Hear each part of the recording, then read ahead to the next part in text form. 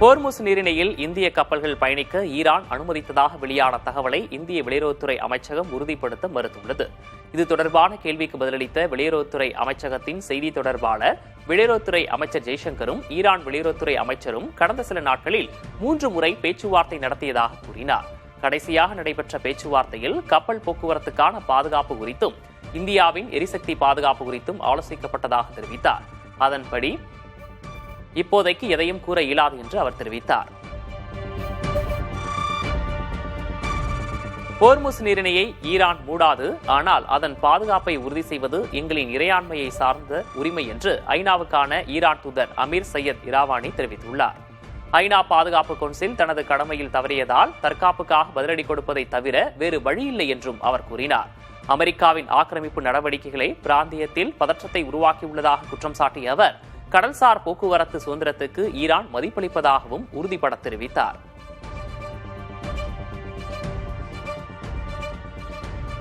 இஸ்ரேலின் வடக்கு பகுதி மீது ஈரான் நடத்திய ஏவுகணை தாக்குதலில் 50க்கும் மேற்பட்டோர் காயமடைந்தனர். நசரத் அருகே உள்ள ஜார்சிர் கிராமத்தில் உள்ள வீடுகள் பலத்த சேதமடைந்தன. காயமடைந்தவர்களுக்கு அவசர சிகிச்சை அளிக்கப்பட்டு வருவதாக இஸ்ரேல் மீட்பு படை தெரிவித்திருக்கிறது. போர் தொடங்கி 2 வாரங்களை எட்டியிருக்கும் நிலையில் இஸ்ரேல், அமெரிக்க, ஈரான் தலைவர்கள் பின்வாங்க போவதில்லை என்று தெரிவித்திருக்கின்றனர். இதனால் உலக பொருளாதார சந்தையில் பெரும் பாதிப்பு ஏற்பட்டுள்ளது. ஈரான் மீது அமெரிக்கா மற்றும் இஸ்ரேல் நடத்தி வரும் தாக்குதல்களை கண்டித்து கிரீஸ் நாட்டின் தலைநகர் ஏத்தன்ஸில் ஆயிரக்கணக்கான மக்கள் வீதிகளில் இறங்கி போராடினர். ஈரான் மக்களுக்கு ஆதரவாக முழக்கமிட்ட போராட்டக்காரர்கள் அமெரிக்க தூதரகத்தை நோக்கி பேரணியாக சென்றனர். கிரீஸில் உள்ள நேட்டோ தளங்களை மூட வேண்டும் என்றும் ஈரானின் உள் விவகாரங்களில் தலையிடுவதை நிறுத்த வேண்டும் என்றும் அவர்கள் வலியுறுத்தினர். இந்த போராட்டத்தால் ஏத்தன்ஸின் முக்கிய சாலைகளில் போக்குவரத்து முற்றிலும் முடங்கியது.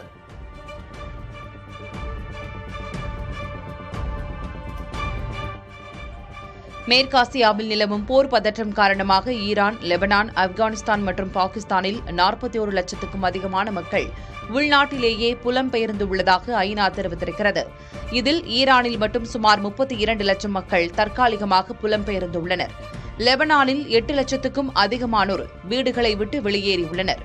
இந்த போர் சூழலால் மனிதாபிமான உதவிகள் தேவைப்படுவோரின் எண்ணிக்கை அதிகரித்திருக்கும் நிலையில் பொதுமக்களையும் அடிப்படை உள்கட்டமைப்புகளையும் பாதுகாக்க வேண்டும் என்றும் போரை உடனடியாக நிறுத்த வேண்டும் என்றும் ஐநா வலியுறுத்தியுள்ளது. கள்ளக்குறிச்சி மாவட்டம் சின்னசேலத்தில் வீட்டு உபயோக சிலிண்டர் முன்பதிவு செய்ய அதிகாலை 6 மணி முதல் பொதுமக்கள் நீண்ட வரிசையில் காத்திருந்தனர். ஒரு நாளைக்கு 50 சிலிண்டர்கள் மட்டுமே விநியோகிக்கப்படுவதால் முன்பதிவு செய்த சில நாட்களுக்கு பிறகே சிலிண்டர் கிடைப்பதாக மக்கள் தெரிவிக்கின்றனர். முன்பதிவு செய்வதில் ஏற்படும் காலதாமதத்தை தவிர்க்க கூடுதல் கவுண்டர்கள் அமைக்க வேண்டும் என்றும் சிலிண்டர் விநியோகத்தை முறைப்படுத்த வேண்டும் என்றும் அப்பகுதி மக்கள் கோரிக்கை விடுத்துள்ளனர்.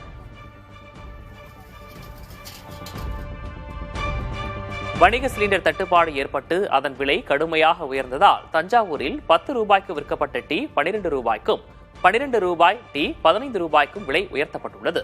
எரிபொருள் தட்டுப்பாடு மற்றும் மாற்று வழி இல்லாததால் பல டீ கடைகள் தற்காலிகமாக மூடப்பட்டுள்ளன. இந்த திடீர் விலை உயர்வு மற்றும் கடைகள் மூடப்பட்டதால் பொதுமக்களும் சிறு வணிகர்களும் கடும் பாதிப்பிற்கு உள்ளாகியுள்ளனர். சமையல் எரிவாயு தட்டுப்பாடு விவகாரம் தொடர்பான எதிர்க்கட்சிகளின் தொடர் அமளியால் மக்களவை நாள் முழுவதும் ஒத்திவைக்கப்பட்டது. சமையல் எரிவாயு தட்டுப்பாட்டை போக்க நடவடிக்கை எடுக்க கோரி நாடாளுமன்ற வளாகத்தில் எதிர்க்கட்சிகள் போராட்டத்தில் ஈடுபட்டனர். நிதி ஒதுக்கீட்டு மசோதாவும் அமளிக்கிடையே நிறைவேறியது. அமளி தொடர்ந்ததால் மக்களவை நாள் முழுவதும் ஒத்திவைக்கப்பட்டது. வணிக பயன்பாட்டுக்கான சமையல் எரிவாயு சிலிண்டரை விநியோகிக்கும் பொறுப்பு மாநில அரசுக்கு வழங்கப்பட்டிருப்பதாக மத்திய பெட்ரோலியத்துறை செயலர் சுஜாதா சர்மா தெரிவித்துள்ளார். வணிக பயன்பாட்டுக்கான சிலிண்டரை விநியோகிப்பதற்கான முன்னுரிமை அளவுகோல்களை நிர்ணயித்து உரியவர்களுக்கு அது சென்றடைவதை உறுதி செய்ய வேண்டும் என மாநில அரசுகளை அவர் கேட்டுக் கொண்டார். வீடுகளுக்கு சமையல் எரிவாயு தடையின்றி கிடைப்பது உறுதி செய்யப்பட்டிருப்பதாகவும் தற்போது உள்நாட்டில் சமையல் எரிவாயு உற்பத்தி 30 விழுக்காடு அதிகரிக்கப்பட்டிருப்பதாகவும் கூறினார். மாநிலங்களுக்கு மத்திய அரசு கூடுதலாக 48,000 கிலோ லிட்டர் மண்ணெண்ணெய் ஒதுக்கியுள்ளதாகவும் தெரிவித்தார். பெட்ரோல், டீசல் போதுமான அளவு இருப்பதாகவும் தெரிவித்த சுஜாதா சர்மா, பெட்ரோல், டீசல் உற்பத்தியில் இந்தியா தன்னிறைவு அடைந்திருப்பதாகவும் அதனை வெளிநாட்டிலிருந்து இறக்குமதி செய்ய வேண்டிய அவசியமில்லை எனவும் குறிப்பிட்டார். நாட்டில் கச்சா எண்ணெய் இருப்பு சீராக உள்ளதாகவும் எல்பிஜி உற்பத்தி 28% அதிகரித்துள்ளதாகவும் மத்திய பெட்ரோலியத்துறை இணைச் செயலாளர் சுஜாதா சர்மா தெரிவித்தார். நாடு முழுவதும் 25,000 விநியோகஸ்தர்கள் மூலம் தினமும் 50 லட்சம் சிலிண்டர்கள் வழங்கப்படுவதால் பொதுமக்கள் அச்சமடைய தேவையில்லை என அவர் உறுதியளித்தார். மேலும் சிலிண்டர் பதுக்கல் மற்றும் கள்ளச்சந்தை விற்பனையை தடுக்க மாநில அரசுகளுடன் இணைந்து மத்திய அரசு தீவிரமாக கண்காணித்து வருகிறது என்றும் அவர் தெரிவித்தார்.